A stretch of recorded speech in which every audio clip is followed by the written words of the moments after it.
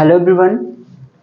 चलिए देखिए हम पढ़ने जा रहे हैं लेंस का रेखीय आवर्धन, लीनियर मैग्निफिकेशन ऑफ लेंसेज। ठीक है, देखिए ये क्या होता है।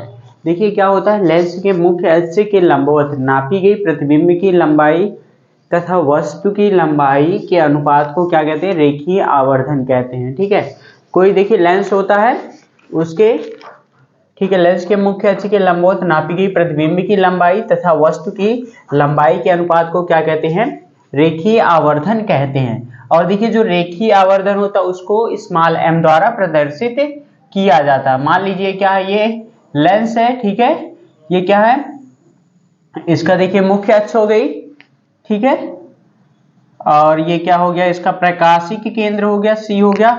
अब यही देखिए कह रहा है कि लेंस के मुख्य अक्ष के लंबवत मतलब कि परपेंडिकुलर सीधी नापी गई प्रतिबिंब की लंबाई तथा वस्तु की लंबाई के अनुपात को रेखीय आवर्धन कहते हैं। मान लीजिए क्या है, ये कोई वस्तु यहाँ पे रखी गई है, ठीक है, वस्तु रखी गई है, इसका प्रतिबिंब कहाँ पे बन रहा है, इधर बन रहा है, ठीक है, यही तो बनता है।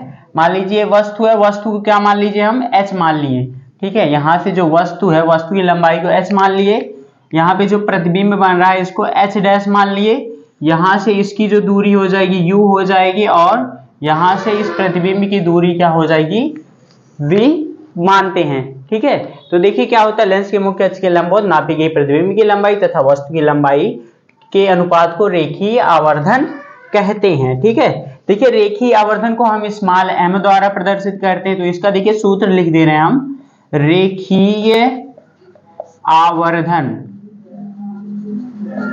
रेखीय आवर्धन को क्या करते हैं, स्मॉल m द्वारा प्रदर्शित करते हैं। तो ये क्या हो जाएगा, देखिए प्रतिबिंब की लंबाई क्या होगा, प्रतिबिंब की लंबाई, प्रतिबिंब की लंबाई, ठीक है, क्या है, h डैश माना है, बटा क्या हो जाएगा, वस्तु की लंबाई, वस्तु की लंबाई के अनुपात को क्या कहते हैं, रेखीय आवर्धन कहते हैं। और भी देखिए क्या होता है, यहाँ पे ये भी होता है, लेंस से प्रतिबिंब की दूरी, मतलब ये जो लेंस है से प्रतिबिंब की दूरी तथा जो ये लेंस है इससे वस्तु की दूरी के अनुपात को भी कहते हैं रेखीय आवर्धन। तो क्या लिखेंगे, लेंस से प्रतिबिंब की दूरी, प्रतिबिंब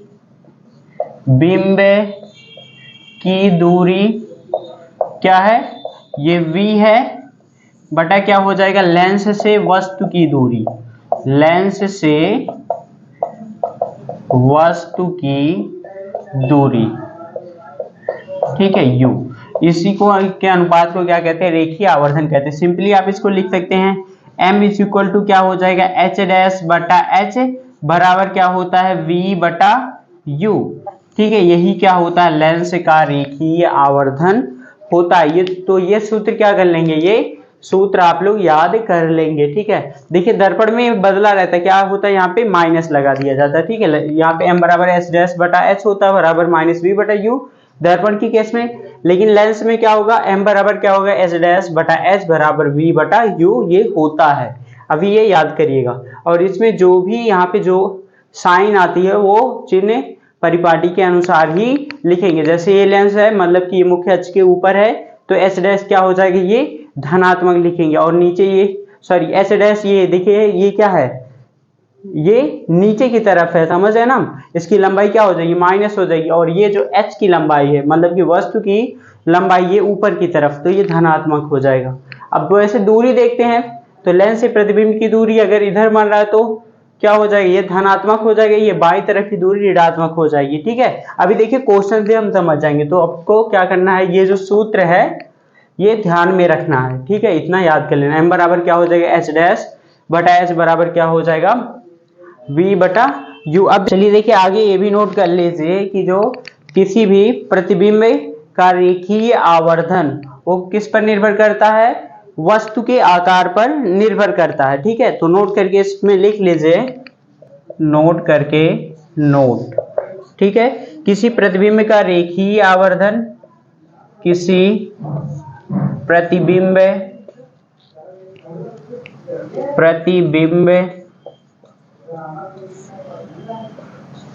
का रेखीय आवर्धन, रेखीय आवर्धन, ठीक है, किसी प्रतिबिंब का रेखीय आवर्धन वस्तु के आकार पर निर्भर करता है, आकार पर निर्भर करता है। ठीक है, समझ आए? किसी प्रतिबिंब का रेखीय आवर्धन वस्तु के आकार पर निर्भर करता है। ठीक है, अब देख लीजिए, सपोज कर लीजिए ये रेखीय आवर्धन ये m है, मैं बना दे रहा हूं, और इधर क्या कर दिया, प्रतिबिंब का आकार कह दिया गया। ये प्रतिबिंब का आकार कैसा होगा, प्रतिबिंब का आकार। ठीक है, देखिए m अगर रेखीय आवर्धन क्या है, अगर 1 के बराबर है, ठीक है, अगर रेखीय आवर्धन क्या है, 1 के बराबर है, तो प्रतिबिंब का आकार क्या हो जाएगा, वस्तु के आकार का बराबर हो जाएगा। वस्तु मतलब कि जो प्रतिबिंब का आकार होगा वो बराबर होगा वस्तु का आकार के, वस्तु का आकार के। अगर देखिए ये रेखीय आवर्धन क्या आता है, 1 से कम आता है, तो प्रतिबिंब का आकार भी, प्रतिबिंब का आकार क्या हो जाएगा, ये प्रतिबिंब का आकार क्या होगा, ये देखिए सॉरी यहाँ पे देखिए क्या कहा है, जो रेखीय आवर्धन क्या है 1 से ज्यादा है, तो प्रतिबिंब का आकार क्या हो जाएगा, वस्तु के आकार से बड़ा होगा। ठीक है, यहाँ पे क्या लिख देंगे, वस्तु का आकार। अब देखिए अगर कह दिया जाए जो रेखीय आवर्धन का मान क्या है, 1 से कम है, तो ये क्या है, रेखीय आवर्धन का मान 1 से कम है, तो प्रतिबिंब का आकार भी क्या हो जाएगा, वस्तु के आकार से छोटा हो जाएगा। ठीक है, मतलब कि वस्तु का आकार क्या कह सकते हैं, बड़ा होगा, वस्तु का आकार। ठीक है, तो यही देखिए कहा गया है किसी प्रतिबिंब का रेखीय आवर्धन वस्तु के आकार पर निर्भर करता है। ठीक है, अगर देखिए रेखीय आवर्धन 1 है तो वस्तु प्रतिबिंब कैसा बनेगा, वस्तु के आकार का बनेगा। अगर रेखीय आवर्धन 1 से ज्यादा है तो प्रतिबिंब का आकार भी वस्तु के आकार से बड़ा बनेगा। अगर रेखीय आवर्धन 1 से कम है तो प्रतिबिंब का आकार वस्तु के आकार से छोटा बनेगा। ठीक है, चलिए देखिए इतना समझ में आ गया। अब चलिए देखते हैं एक दो क्वेश्चन इससे बता दे रहे हैं तो और क्लियर हो जाएगा। ठीक है, चलिए इतना समझ के क्वेश्चन नोट करते हैं। चलिए देखते हैं, ये देखिए क्वेश्चन है, क्या क्वेश्चन दिया गया है, 2 सेंटीमीटर की वस्तु को अवतल लेंस से 12 सेंटीमीटर की दूरी पर रखा गया है। यदि लेंस से प्रतिबिंब की दूरी 6 सेंटीमीटर है तो प्रतिबिंब की लंबाई क्या होगी।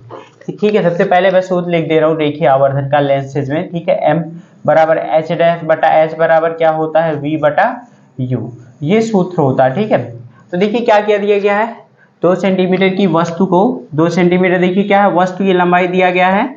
सॉल्यूशन क्या हो जाएगा यहाँ पे, वस्तु की लंबाई। ठीक है, वस्तु की लंबाई देखिए कितना दी गई है, मतलब वस्तु की लंबाई को आप कह सकते हैं h बराबर दिया गया है 2 सेंटीमीटर। ठीक है, तो देखिए कहां पर है, ऊपर की तरफ अगर रखी गई है तो ये क्या हो जाएगा, ये धनात्मक हो जाएगा। मुख्य अक्ष से देखिए अवतल लेंस से 12 सेंटीमीटर की दूरी पर रखी गई है। मान लीजिए ये क्या हो गया, अवतल लेंस हो गया, मुख्य अक्ष हो गया। ठीक है, ये क्या हो गया, प्रकाशीय केंद्र हो गया। तो यहां से देखिए क्या कह रहा है कि 12 सेंटीमीटर की दूरी पर रखी गई, यहां से यहां तक की जो दूरी है ये 12 सेंटीमीटर है। ठीक है, मतलब कि इधर की दूरी और यहीं पे क्या रखी गई है, एक 2 सेंटीमीटर की वस्तु रखी गई है। ठीक है, तो वस्तु की दूरी क्या, अब लेंस से वस्तु की दूरी क्या हो जाएगी, वस्तु की दूरी मतलब u बराबर क्या हो जाएगा, देखिए ये क्या है, प्रकाशीय केंद्र से बाएं तरफ है तो ये माइनस में हो जाएगा, -12 सेंटीमीटर। कितना होगा, -12 सेंटीमीटर। यदि लेंस से प्रतिबिंब की दूरी, लेंस से प्रतिबिंब की दूरी देखिए कितना कह रहा है, 6 सेंटीमीटर है। हम लोग जानते हैं अवतल में आभासी प्रतिबिंब बनता, मतलब कि इसी साइड बनेगा। ठीक है, तो क्या हो जाएगा यहाँ पे, प्रतिबिंब की दूरी, प्रतिबिंब की दूरी मीन्स v बराबर देखिए कितना दे दिया गया है, ये माइनस होगा 6 सेंटीमीटर, ठीक है, क्योंकि ये इधर ही बनेगा, ठीक है। आभासी प्रतिबिंब अवतल में यही बनता है। क्या पूछा, प्रतिबिंब की लंबाई पूछा है, प्रतिबिंब की लंबाई, ठीक है, मतलब कि प्रतिबिंब की लंबाई को क्या कहेंगे, h डैश, ये पूछा है, ठीक है। तो सूत्र क्या जानते हैं, m बराबर क्या होता है, मैग्निफिकेशन h डैश बटा क्या होता है, h बराबर क्या हो जाएगा, ये v बटा u, ये लेंथेस में होता है।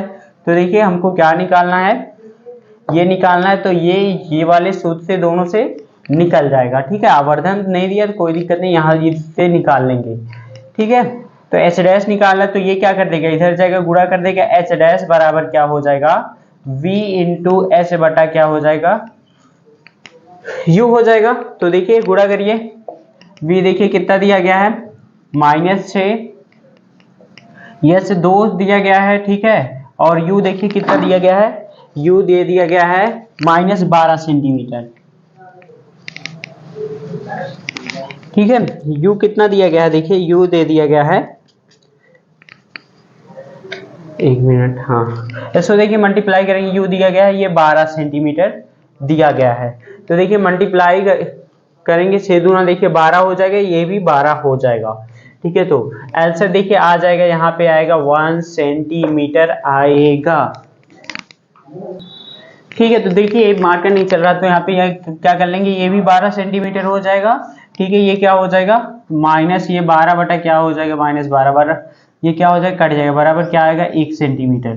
तो क्या कह सकते हैं, तो यहाँ पे देखिए 1 सेंटीमीटर की प्रतिबिंब की लंबाई बनेगी। तो अवतल जो प्रतिबिंब की लंबाई क्या होगी, 1 सेंटीमीटर की होगी। प्रतिबिंब की देखिए दूरी कितना था, 6 सेंटीमीटर, मान लीजिए यहाँ पे 6 सेंटीमीटर है, तो यही क्या हो जाएगी, 1 सेंटीमीटर की क्या हो जाएगी, वस्तु बनेगी, ठीक है। यहाँ से इसकी दूरी कितनी थी, यहाँ से ये 6 सेंटीमीटर की थी ना, प्रतिबिंब की दूरी यहाँ से इतनी थी, तो यही क्या हो जाएगा, इसका ये प्रतिबिंब बनेगा, ठीक है, समझ रहे हैं, ठीक है।